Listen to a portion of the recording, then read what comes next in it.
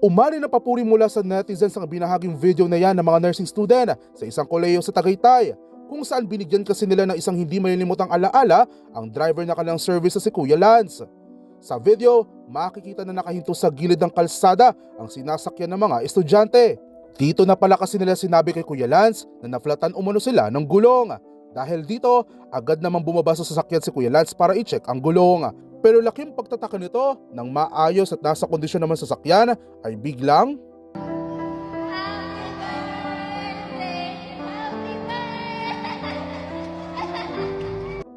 sinimulan na siyang kantahan ng mga estudyante at ilabas ang isang cake. Ayon sa upload ng video na si Jaziana, kaarawan ni Kuya Lance ng mga araw na iyon at naisipan na kanilang grupo na isorpresa si Kuya. Pinalabas daw nila na naflatan ang kanilang gulong para bumaba ito at buksan ang pinto sa likuran. Doon na nila isinagawa ang plano at mukhang success naman dahil napatiri-eyed nila si Kuya Lance. Maraming netizen naman ang naantig at humanga sa kabutihan ng puro ng mga nursing student kay Kuya Lance, kung saan hiling tuloy ng karamihan sana ipumasa at maging lisensyado mga nurse ang mga ito sa future.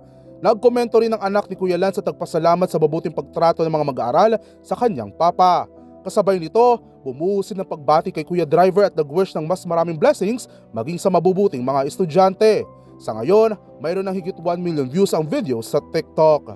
Para sa DZRH TV, ito si James Galange, una sa Pilipinas, una sa Pilipino.